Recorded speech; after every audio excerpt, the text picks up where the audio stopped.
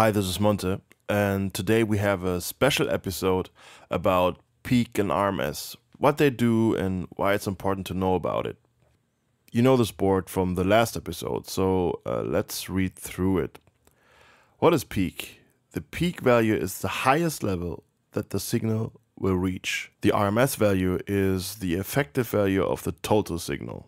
Okay, Monte, what the hell does that mean? Okay, we have here a graph. The blue arrow points to the average level, or the musical energy. The red marks represent the peak value, which is the highest value of a signal. As you can see here on the sine wave, clearly marked. Let's go to the sequencer. In the special example, you can see how these two things differ in sound. So we have here two different snare drums with the same peak level.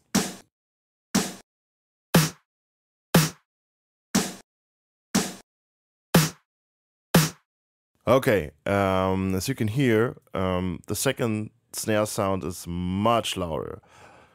It's just louder in the volume. And I have to agree, you're actually right, but we need to specify to which kind of loudness do you refer. And I bet you mean the average level rather than the peak level. I just choose the percentage display at the left of the sample editor so that you can see that both sounds have the same peak level.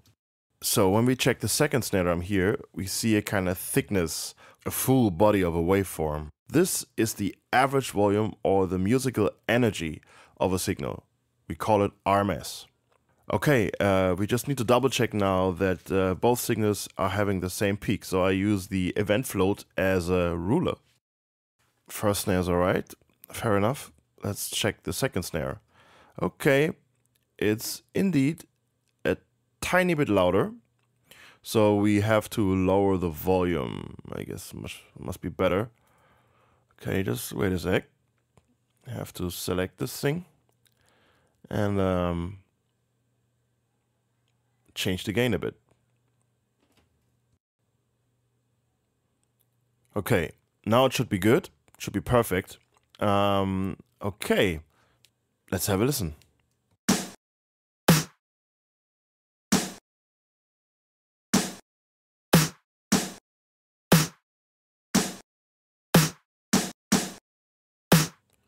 Okay, now you can not only hear but also see what's happening here. Even though the first snare drum is technically louder, we measured it, the second snare drum is being perceived as being louder. Let's have a listen again.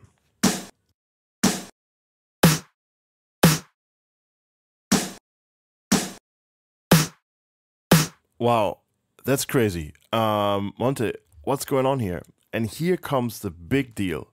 The average volume, called RMS, is what is perceived by our ears to be the actual amplitude of a signal. The more average level or continuous power a signal has, the louder it will be perceived as being. Let's check the RMS peak meter.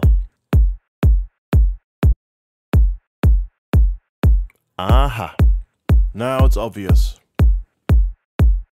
Okay, the sampled kick is already very loud.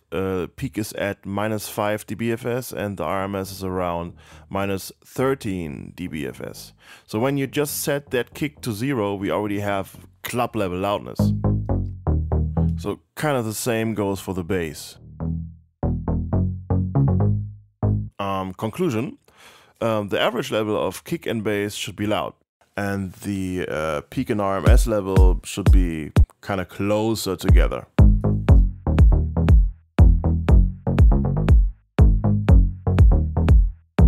As you can see on the analyzer.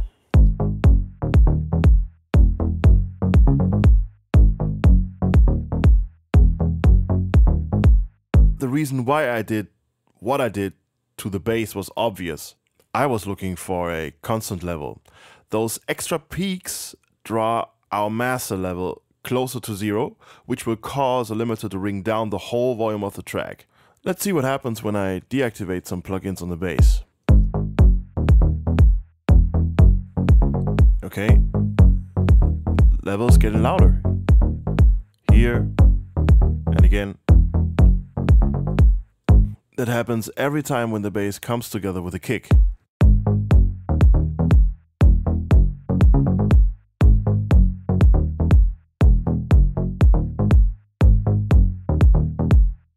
So as you can see, the C1 and the compressor did exactly what I wanted.